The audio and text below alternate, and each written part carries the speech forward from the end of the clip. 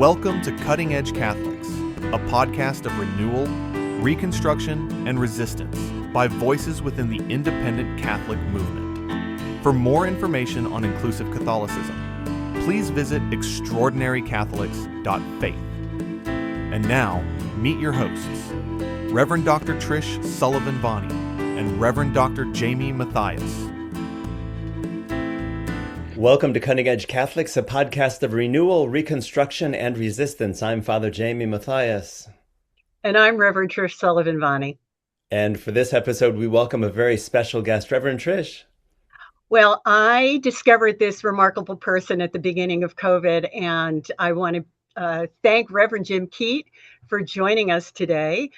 Some of you may already be following him in the many ways he communicates to church leaders. If you aren't, at the end of this podcast, we're going to give you a website, and you want to go out there and make sure you click and let him know you want to be in a connection. So Jim Keat is the Minister of Digital Worship and Education at Riverside Church in New York City. And yes, it's that Riverside Church, that storied, magnificent community. There he creates original online content. He's been growing an online community. He's the director of online innovation at the Convergence Network, another group that you might know about, a really amazing church consulting network with some pretty fabulous people connected to it, like Brian McLaren and Cameron Trimble. And he works with largely progressive faith communities and organizations as a consultant. I found Jim when we were all stumbling into the world of hybrid ministry with the COVID shutdown. And he had already been engaging questions around what do these new tools mean for church leaders? And of course, since then, we've seen an explosion not only in the incredible array of tools at our disposal, but also I think a growing interest in how are we going to use them and use them effectively, and not bring generational biases against them, as I have a couple of stories about. So Jim, welcome so much. I know you're married, you're a dad, you're a runner. Is there anything else you'd like us to know about you before we jump in? I'm attempting to be a snowboarder. That's the new adventure. I got a snowboard for Christmas and I went out like 5 times and I've learned to mostly not fall. So I call that success in my 40s. That would be high success in my world as a downhill skier who has never braved getting on a snowboard. Yeah. So, well, anyway, Jim, welcome. Thanks for joining us. Maybe we could kick off just by kind of letting you give us the horizon of your engagement with all these questions. Like, how did you get involved with this? And what have you been discovering and learning and observing in the years that you've been, I know, at Riverside for quite a while now? Give us a flavor of how this whole question of digital ministry has evolved for you. Yeah, for me, I almost didn't know any other way to think about ministry other than there being a digital component to it. That's partly just the waters I grew up swimming in. I'm born the same day as the first commercial cell phone call. So me and this thing are twins, whether you like it or not. One of us is Cain, one is Abel, one is Esau, one is Jacob. Pick your twin story. And so I've just grown up in a world, where technology has just evolved as I have.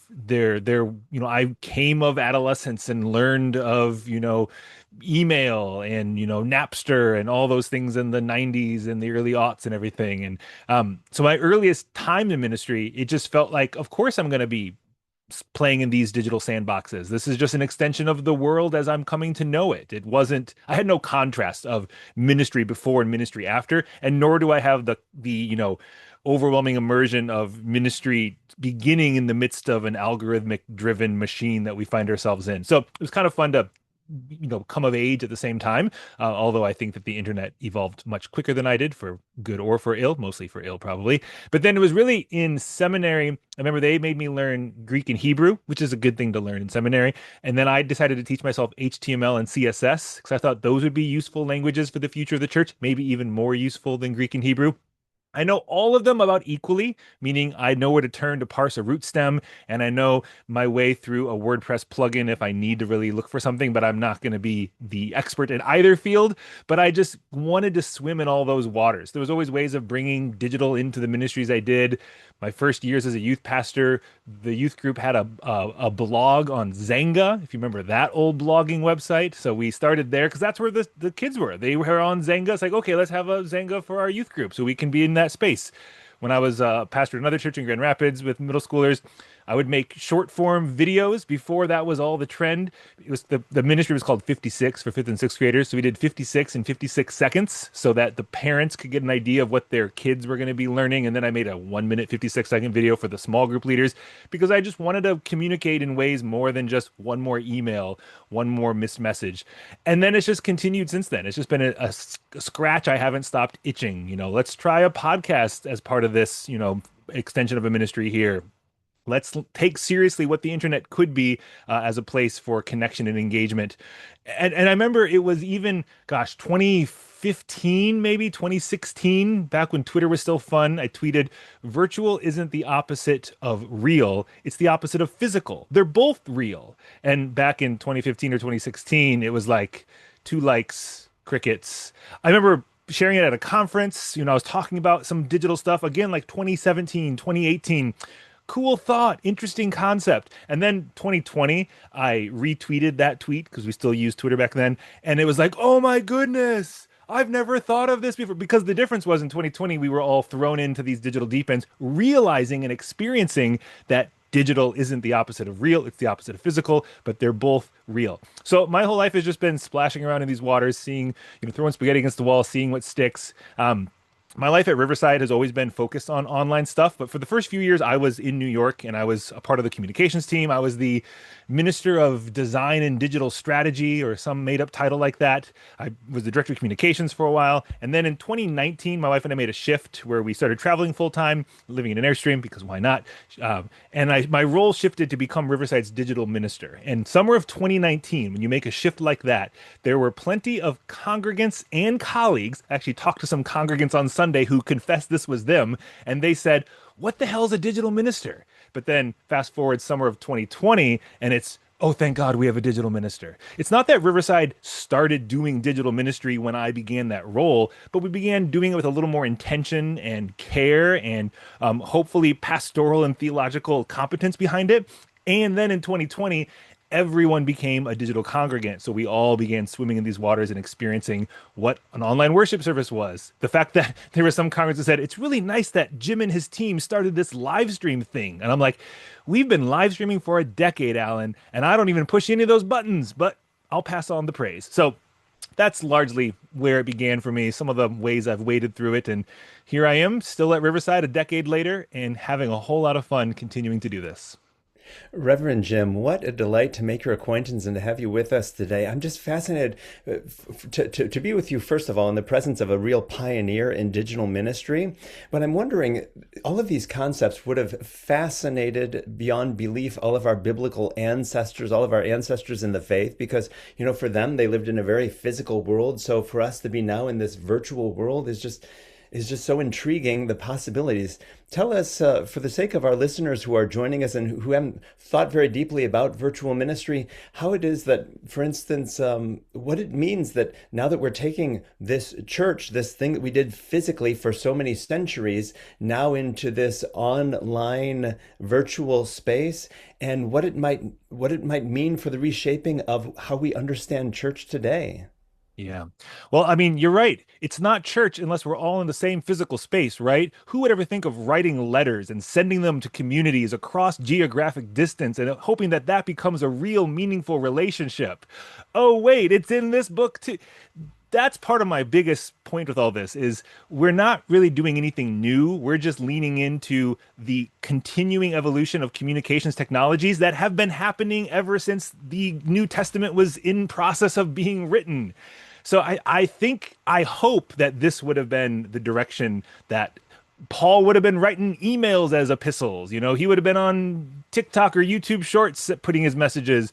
I mean, I think Luther, sorry, you're Catholics, I know, but we're going to talk about Luther. I have Lutheran roots. Luther, I think the printing press was clearly a revolution for communication technology. And I often want to know, like, pre-printing press, I know books were a thing, but they weren't quite as abundant. So when someone said the word of God, what came to mind? Probably people talking out loud. Now, when you say word, it's books. So the communications technology has made just an implicit change in how we understand theology. Not that that's good or bad, it's just a part of what it means to live in the world. And I think the same is true of these next iterations of communications technologies. It's not that we're going to say we need to go back to what it used to be. To me, the whole expression of Christianity has been, can we continue to live where we are and where we're going, guided by the Spirit of God in the midst and in spite of it all? So I hope some of these biblical mothers and fathers would have said, yeah, this is where the wind of God has always been blowing. I'm glad someone lifted the sails and pulled up the anchor. There you go.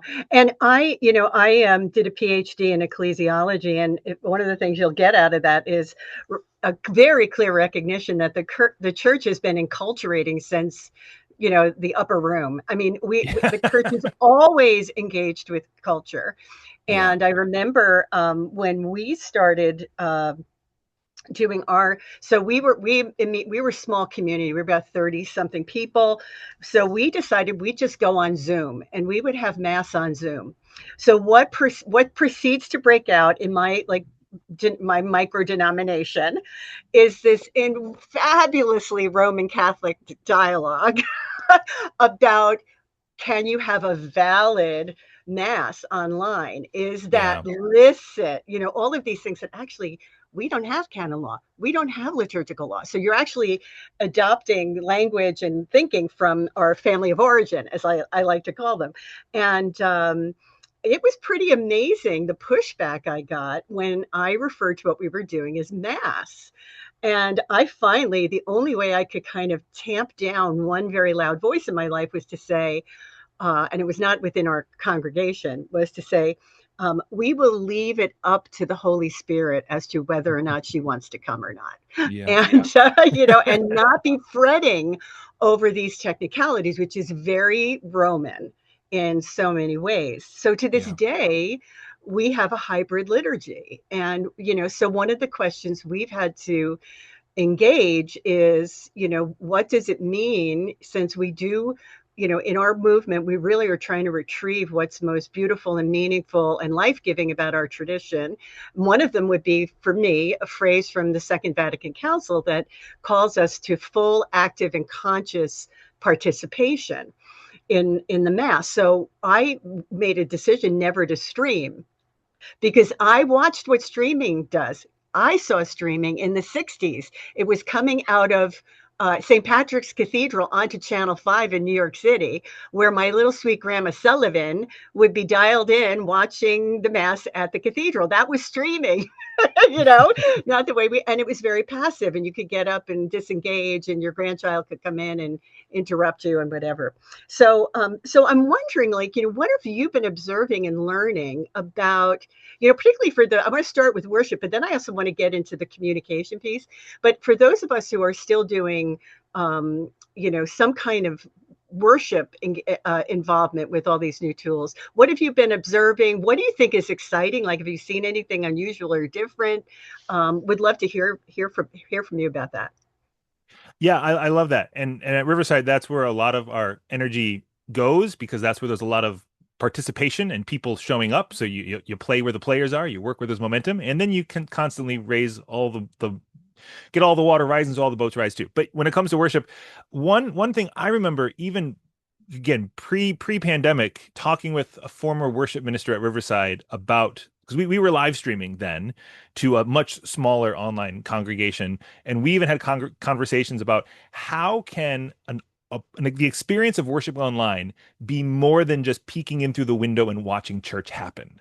That too often is the turn on Channel 5 and watch the CBS broadcast of Pick Your Church. You're just watching it like it's a TV show or a sports game or something. And there's an audience for that. There's a space for that. That's meeting a need. I'm not going to say that's wrong or bad or something that shouldn't happen, but I'm more interested in asking, how do we extend the walls, not just open the windows more? How do we make the physical structure feel bigger so it includes more people? And that kind of is the language that helps me even think about, whether it's in the language of mass or people talk about, can we do communion and what's allowed, what's not allowed? I'm like, well, we're just making the room bigger. Who said that the room had to be this small? So now the pews extend to California instead of just, Riverside Drive. Great. And so really, and when we do that, though, how do we make it a participatory experience? Which, again, is a question we've always been asking in our on-site physical gatherings. That can be very passive. That can be very sit there and just scroll through your shopping list, next to you on your phone or in print, or deal with the toddler in the pew next to you and be cleaning up snacks. It's not like people sitting in a room are automatically engaged and people at home are automatically doing the dishes. To me, the question is, how do we engage everyone, and how do we recognize where everyone is and how everyone is? And in some ways, people in their own spaces, people online, have, I think, greater potential to be engaged because you can start using the spaces they're in. I mean, if you're in a physical space together, you might be preaching a sermon about, Acts 2 and the wind blowing through the windows. You would say, imagine a window open and a breeze blowing through it. Well, if you're at home, okay, everyone at home, go to a window and open it up and feel the breeze. Suddenly, that worshiping experience is more embodied. Wait, the people online are more embodied than the people in the room. So some of those things, it's really just about the recognition of where people are, which is what the role of worship leading has always been. Where are the people that I am inviting to facilitate this experience together? That's the barrier I think a lot of us struggle with, especially, now that we're, quote, back to normal, whatever that means. When we were all online, we were all learning how to do this mediated through this technology. I really think that doing hybrid is the hardest thing. Doing it just on site is what we're used to, biologically evolved for. All of our, seminary training has cultivated that in us. Doing it online was difficult. A lot of us were thrown into deep ends, but we learned to figure this out because we were all figuring out together.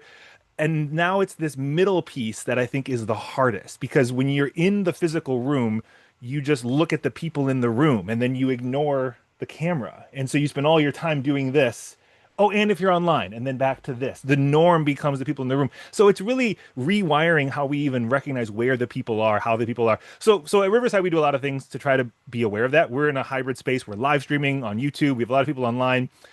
We try to be intentional about, the different cameras, and one of them is kind of our primary online camera. That's where you look to make intentional eye contact with the online congregation. The tech team knows if you're looking at that camera, switch to that camera. They're going to change up the shots throughout, but if you're looking there, look there. We always ask a question of our online congregants at the beginning of worship. And then we read some of those responses during the worship service as people are making their way back from the passing of the peace. So it's like, as you're returning to your seats, here are a few responses to today's question. So it serves a practical purpose of getting all the extroverts to sit down, but then it also brings these silenced online voices into the space in a way that the people in the room aren't given a mic to speak. So it just elevates, it centers the people who are invisible. During the passing of the peace, we ask, in the beginning of worship, we ask people to let us know where they're joining from. There's an online form, they put it in the live chat, and then we collect all of that. And then we say, today we're passing the peace, not just here in the nave, but as far as, and then we list the states and the countries people are joining from. And it's an intentional move because it lets the people in the room know you're not the only people here, even though you're the only people you can see.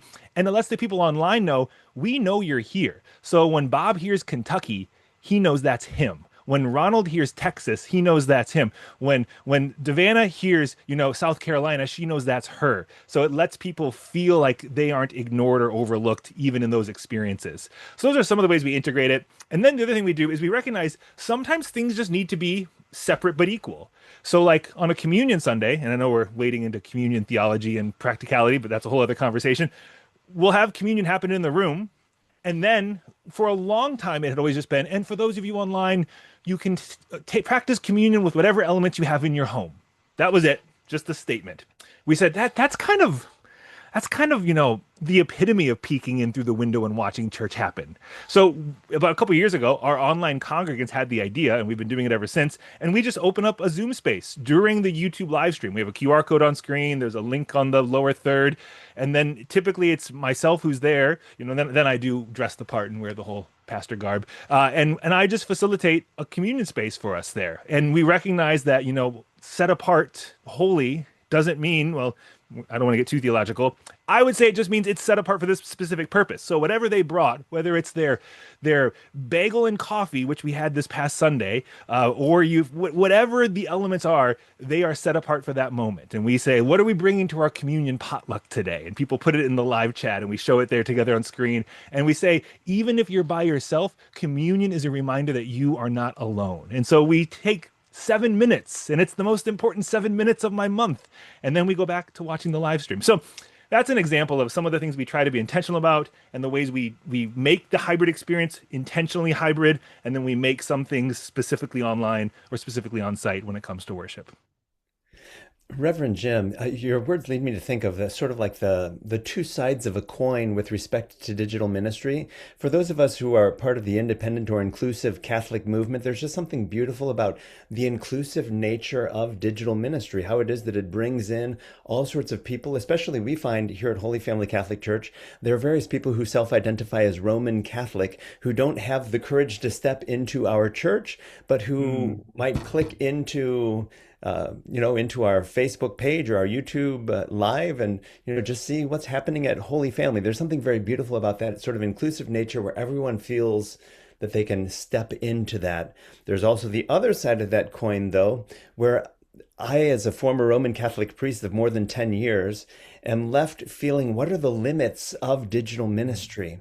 I know that when the pandemic came, because I was so programmed to think in the seminary that you have to be physically present, must be present to win, right? You have to be physically present, that really when conversations on virtual communion started breaking out, I was just like really unsettled, right? Oh, hearing fellow priests saying, I just invite people to have wine and bread in their homes. And I was like, oh, you're making me nervous.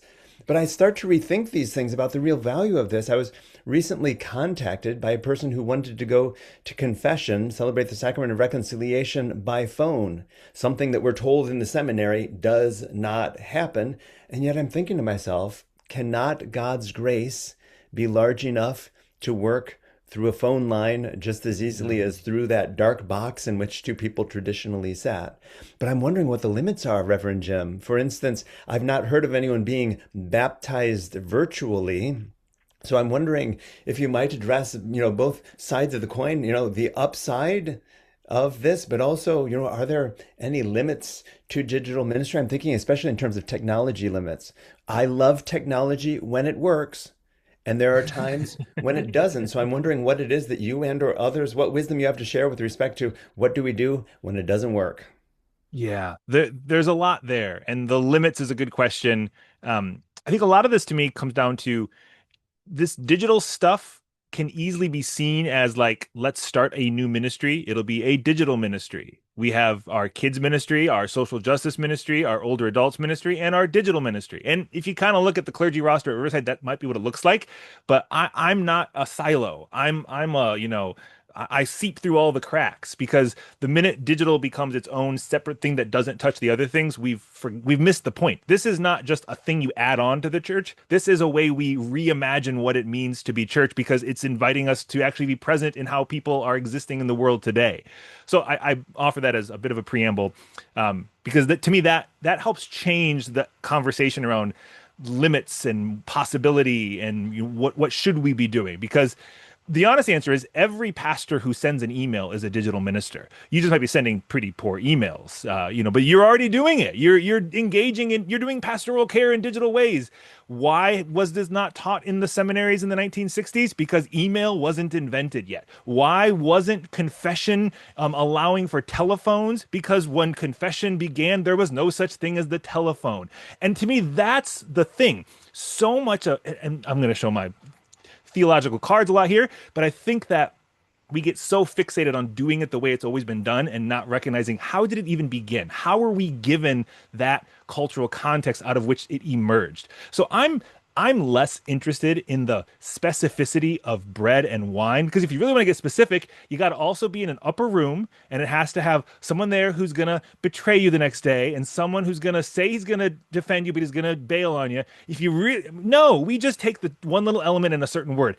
I think we're holding on to the wrong thing. We need to be looking at what is this what is this sacrament all about? What is it pointing us toward? And theological cards, I know. Same with baptism, which is a trickier one because we're so fixated on like the physicality of water, which is great. There's a huge embodiment in that.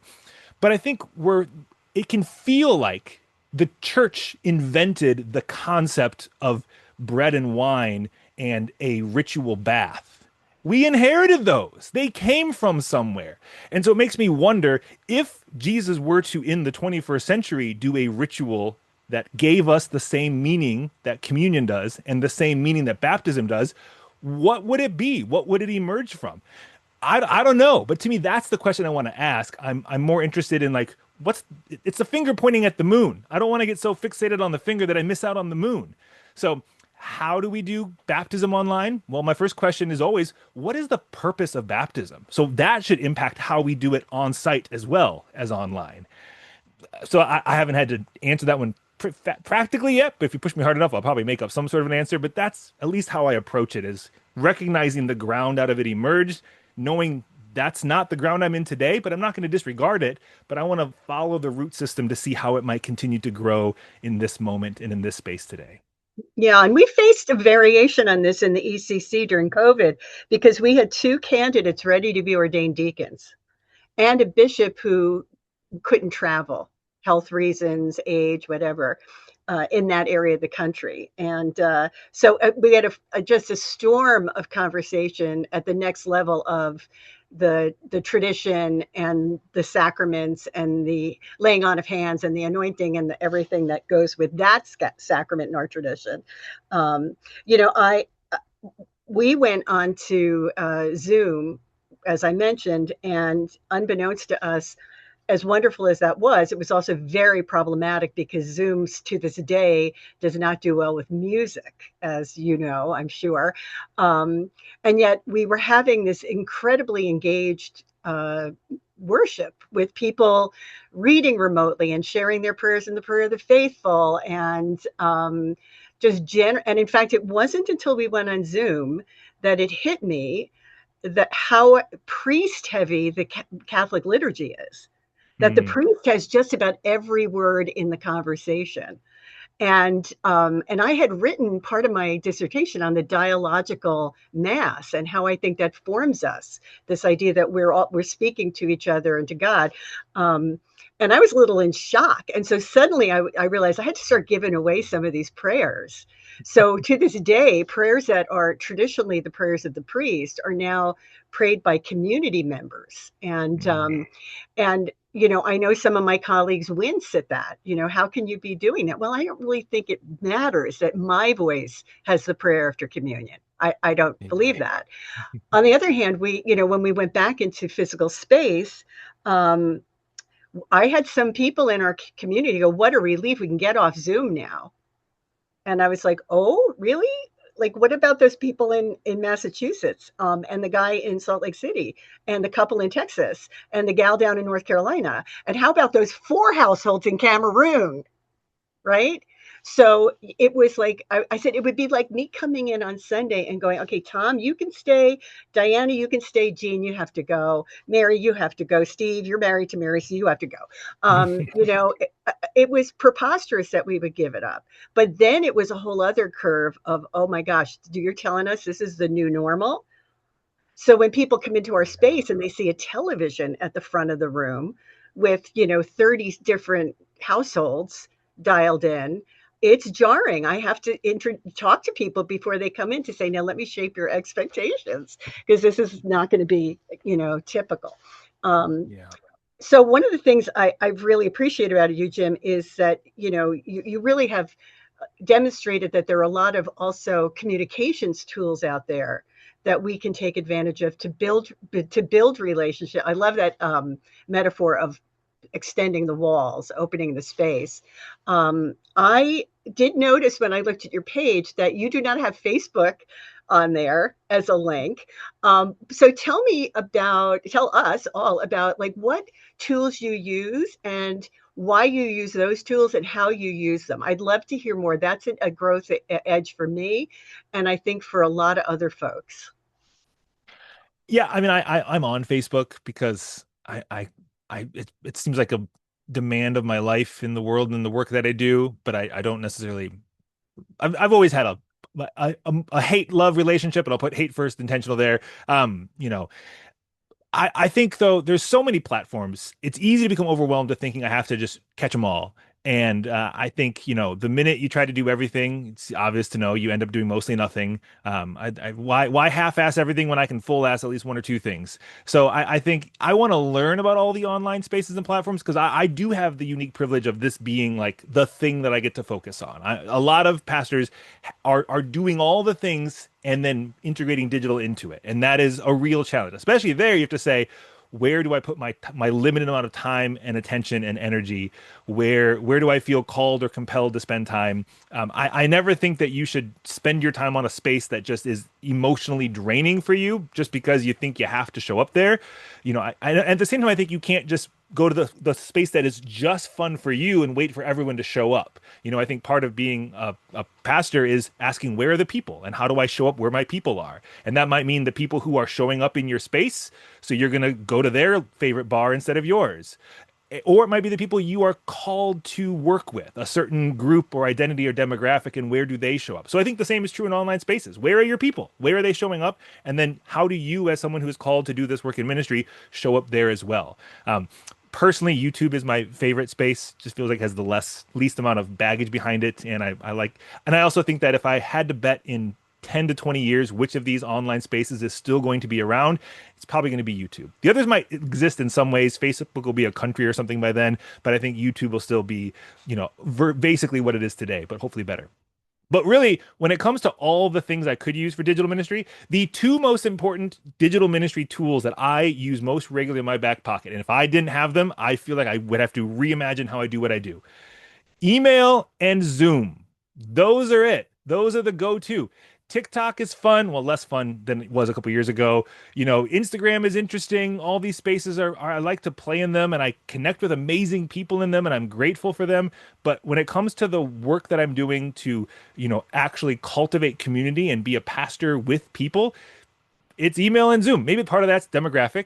Church like Riverside has, mostly 60 and up kind of congregant age, which is true for a lot of, mainline churches and whatnot as well. And email is the way I know I can reach them. If I just post it on whatever app, maybe they'll see it.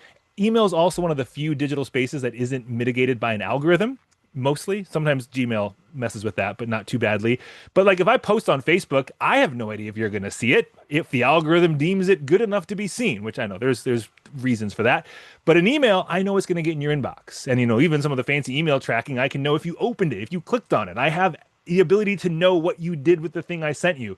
And then Zoom, it's just click a link, join a space, and we get to be together. We did a thing a couple weeks ago with a group on Zoom at Riverside. We called it bringing the background into the foreground. And we had like a dozen of us on a Thursday night on Zoom for just a little community gathering we had. And people brought something from their space and they kind of did a little show and tell and told the story about it.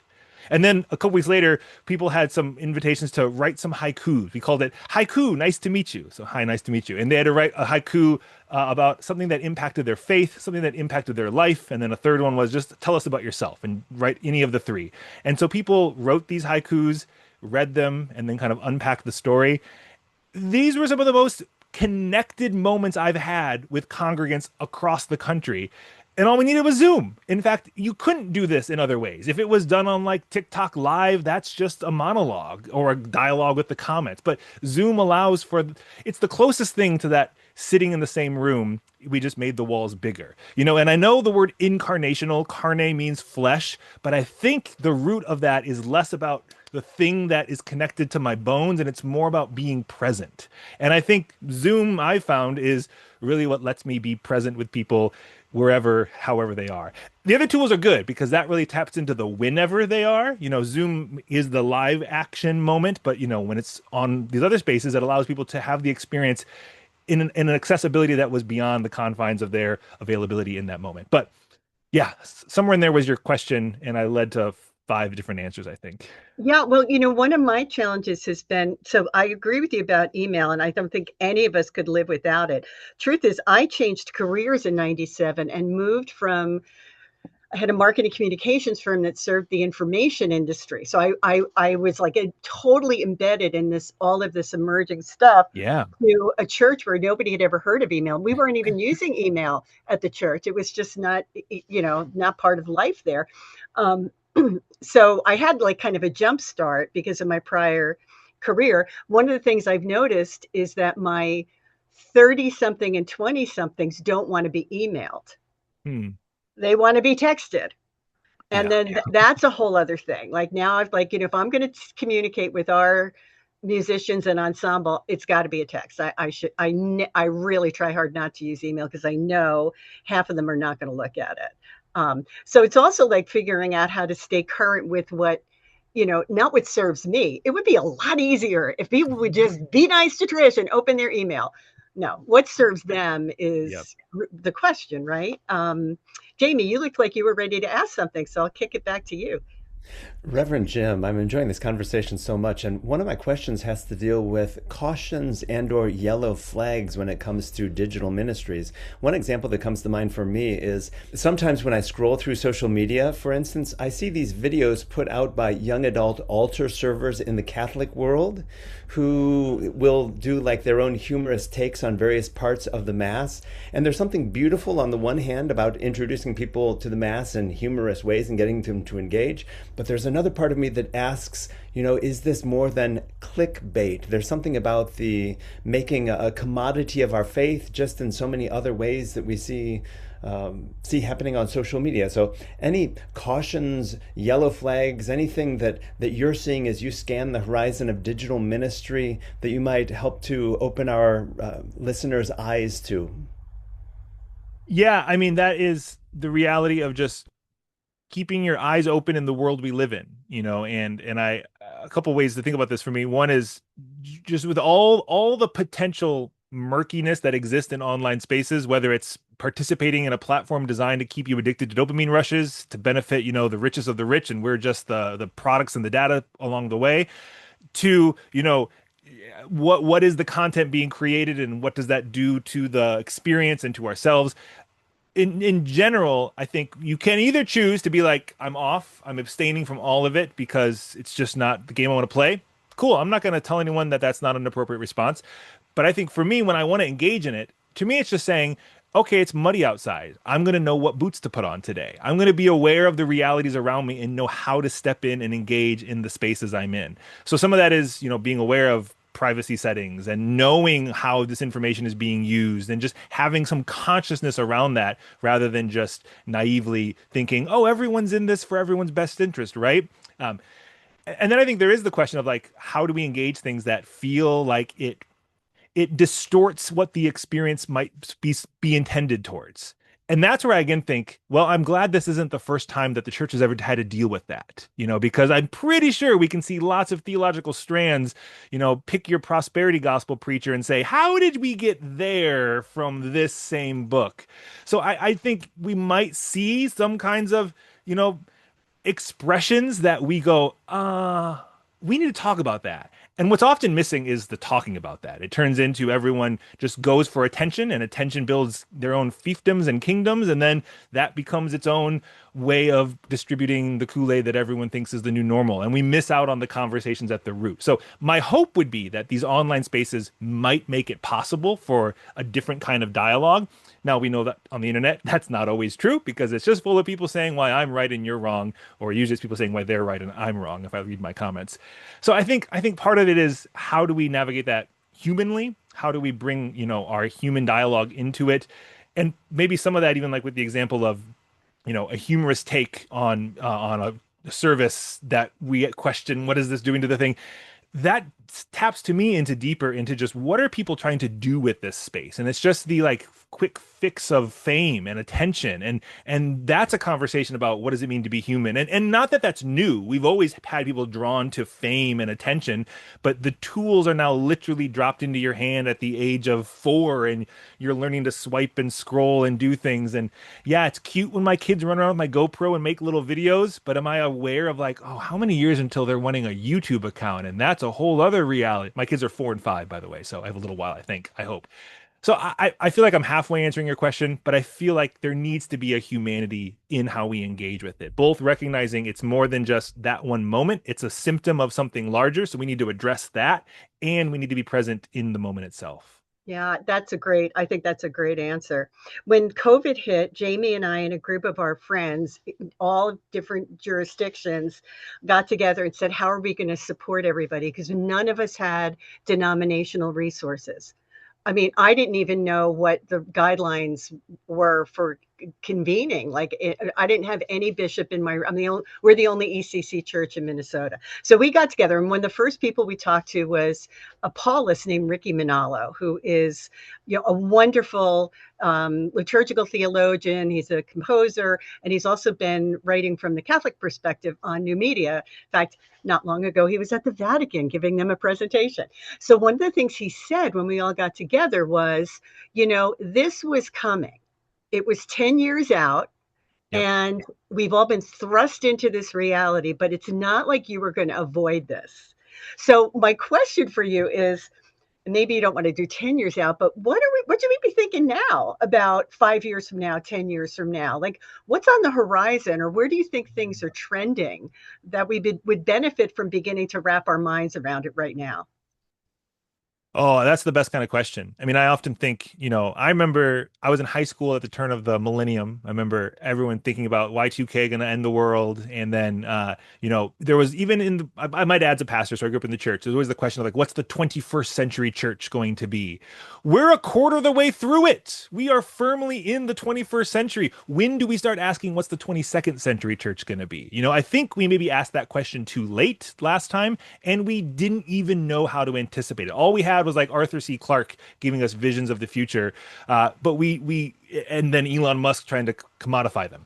I think there's this question of what is the present we're in. Like, I look back at the 26 years of this current century, and just at the turn of the millennium, there was no such thing as an iPhone. Like, so much has just radically happened faster than we can imagine. And now, like, here's a book about AI I'm reading. So like, that reality is one that, again, just adds a whole other booster that we're still catching up on. So I think the question of 5-10 years from now, I mean, you almost have to go to the extremes and ask, what could it be? And are we prepared for that? And then where does that lead me to? Because those seem to be the good and the frightening in the midst of it all. So I think probably the trajectories that I see are that we will continue to be both simultaneously more connected and more isolated. That has been happening since the invention of the suburbs. The internet didn't cause that. There's plenty of other things that was just the proliferation from. So how do we anticipate the church existing in a hyper reality of connection and isolation? How do we show up where people are in those moments, and how do we connect them to people beyond their isolation? I don't care what the technology is. Our work is the same. It's to help people connect with themselves, with the world, and with God. How we do that has always changed because technologies have changed. Language is a technology. So we went from the Latin Mass to pick your language Mass. That was a technological change that I would say made things more accessible. Also made things more risky, because suddenly everyone can read the book in their own language and have their own opinions and ideas. And what do I do if some of those opinions are wrong? Oh, I hate when they're not my opinions. So I'm willing to risk that. I think the church has been, humanity has been. How do we just keep faithfully showing up in the world as it is and as it's becoming? Not just sitting on our front porch saying, back when I was a kid, books had pages and music had scratches. So how do we continue to live into the future ahead of us? Oh, I didn't give any specifics. I think AI is a thing we need to take seriously, though. That one is obviously having an impact in so many ways. I'm still catching up on some of that, because it's more than just here's the cool things you can do with Claude and GPT and why this one's better than that one. That's a good thing to maybe be aware of, but I'm more interested in like, what is this doing to how we experience the world and how we exist as people? The bemoaning, oh, but no one uses Google search anymore, so they're not going to find my church. Once upon a time, Google search didn't exist. So it's, pay attention to how you might show up in an AI search, but it's bigger than that. It's a foundation to how humans exist in the world, how we communicate and connect in the world, which are not new questions, but they are being thrust at us very quickly. And it seems like with incredible urgency, and sometimes it actually is urgent. Sometimes it's just billionaires trying to raise their stock prices. Reverend Jim, are you ready for a speed round? Oh, bring it on. I was born for a speed round, although I There you prefer to go. run marathons, but I'll do my best. Stephen Colbert has what he calls the Colbert Questionnaire. Here on Cutting Edge Catholics podcast, we have our Cutting Edge Catholics Questionnaire. We have 12 rapid fire questions. You just say the first thing that comes to mind, and our listeners will better be able to know you then. Deal? Deal. Here we go. One word that describes your theology, Reverend Jim. Open. Coffee, tea, or something stronger? Oh, depends on the time of day, but either A or C. One word that describes the church today. Oh, stuck. Morning person or night owl? I like to be a morning person, but I have kids, so I usually end up being up late because then they go to bed. A podcast you never miss? Oh, the Running Channel. It's a running organization in the UK. I'm into that world these days. Introvert or extrovert? I veer very much on the extrovert side of that spectrum. The favorite digital tool or app that you could not live without? I mean, for ministry, it's Zoom. For my own personal life, I'm probably on my phone because this lets me take the videos, and this is the entire studio in one pocket. So yeah, thank you, Steve Jobs. This thing right here. A biblical figure you resonate with most? Oh, Moses is my favorite. Exodus 3, the ground. When did the ground become holy? It was holy the entire time. Moses just didn't realize it. Radical imminence. A piece of music that moves your soul? Lately, it's the new Noah Khan album. Your favorite guilty pleasure television show, series, or movie? Oh, ooh. I will go see every Marvel movie on opening weekend. Oh, By last myself, two. usually. I love it. The last two. The biggest challenge facing the church right now in one sentence. Oh, I mean, in America, white Christian nationalism. And finally, fill in the blank. The future of the church is... Filled with possibility. Reverend Jim, as Stephen Colbert would say, you are now known. Reverend Trish? And you are clearly someone who, like me, believes that the Holy Spirit was breathed out upon the church, and nothing will prevail against her. Okay, so I want everyone to follow you, Jim, and I'm sure that now that they've experienced you, they're going to want to. What else? Who else should people be plugging into to know this world, follow this world, get good ideas? I'd love you to do a little plug for Convergence. I know you're connected with them, but give us a flavor of just a few resources that if you were going to give the Jim Keat list, definitely do these few every week. Good question. Yeah, Convergence is a gig in my life that helps with coaching and consulting for mostly progressive faith-based communities and leaders. So we're up to a lot of cool stuff there. We started a new online space called The Commons, which is, an online community of practice space. So I'll definitely give a plug for that. gatheratthecommons.com. That's not on my website yet. I should fix that. Other people that I just constantly am intrigued by in these spaces. Nathan Webb is a pastor in the Methodist Church who has an entirely online church called Checkpoint Church. He's a great friend, and I just really love how he thinks about all this stuff. He has a book on AI. Do I have it here? Yeah, God and the Machine is his book that just came out about AI. And then I'm intrigued by people who are like reimagining how we experience church in these online spaces. So a friend of mine, Reverend Jerlyn Henry, is an Anglican priest up in Toronto. Just talked with her yesterday, who's been just playing in TikTok and Instagram, making incredible short content. So people like that who are leaning into these spaces as its own unique experience. I like to say reimagining what church could be rather than just replicating how it's been done. So people like that. And then I just like the world of YouTube. Like Hank and John Green are still my favorite people to watch. I like looking at, the latest things from Dropout TV because I think it teaches us how to laugh and be human together. So that's probably not the list you expected, but that's partly where it would come from, at least in this moment. Reverend Jim, we've come to the time in our conversation where we think about final words that we'd like to share with our listeners. If you don't mind, I'll go first and share a few words, and then I'll kick it over to Reverend Trish, and then we'll allow you to have the final word with us here today. I just want to say, Reverend Jim, what a delight to have you with us, only because I frankly did not wrap a lot of thought around digital ministry or any of this until the pandemic hit. And then all of us were suddenly, at least within the inclusive Catholic movement here, we were just looking around at one another asking, what do we do? And so it's been a beautiful thing to see how different communities have responded in different ways. And what a beautiful thing to have you here this morning, simply sharing your perspective with us, especially for persons like myself who are still a little nervous about various things that I'm seeing, but I also know that a lot of that ties back to the programming that I've received, especially as part of my Roman Catholic seminary studies. So really, really appreciate all that you're doing to help forge a path to continue pioneering in these digital spaces. Thank you. Reverend Trish? I just want to chime in with a thanks to Jim. I think one of the reasons I wanted to have you on, and why I'm encouraging all of our listeners and watchers to tune in, is your energy is infectious. So I was once with a group of people who the leader came up to me and said, Trish, you're a sneezer. And I said, what are you talking about? He goes, well, if you're hanging around, people will catch it.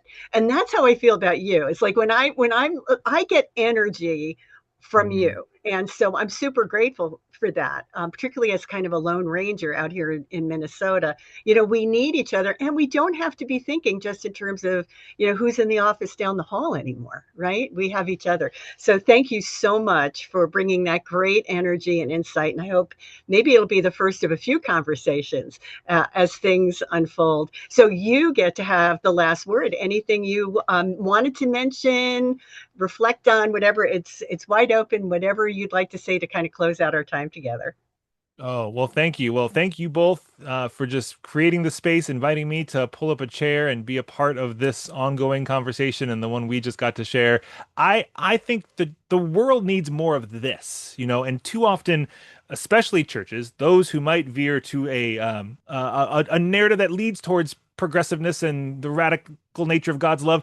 We aren't the predominant voices in these online spaces. And too often, when it comes to most mainline churches and left-leaning spaces, we're so busy meeting the needs in the world around us that we forget to update the website. And that's great. We have our priorities straight.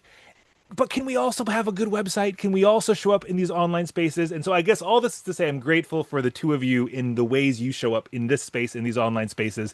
We need more of this. We have to just constantly add our little drop to the bucket, knowing that will rise up to meet the fire hoses of pick your least favorite whatever brand of whatever. So I'm grateful that this exists, that this expression exists, that this is one more incredible and needed drop in this ocean of the world we exist in, and the conversation about how we can just be the church and be human in the world we find ourselves in. So grateful, always a lot of fun to get to talk through this all again and again and again. Thank you. And the truth is that we now have more in common outside our silos. We don't have to look just within our own world. So that's my other encouragement to anybody who's tuning in, is look over the fence, open the fence gate and walk through the fence. But sometimes we have more in common across all of these worlds in terms of how we see our theology, how we understand being the church, how we relate to culture, than we do in this kind of verticality that most of us grew up in. Jayme, you want to close this out? Certainly. Thank you, Jim Keat, digital minister at the Riverside Church in New York City. Follow Reverend Jim at jimkeat.com. A big thank you to all of our listeners. Thank you for joining us for Cutting Edge Catholics, a podcast of renewal, reconstruction, and resistance. I'm Father Jayme Matthias. And I'm Reverend Trish Sullivan-Vani. Let's boldly step into those digital spaces. Thank you for joining us for Cutting Edge Catholics, a podcast of renewal, reconstruction, and resistance. For more information on inclusive Catholicism, please visit extraordinarycatholics.faith. Keep the faith.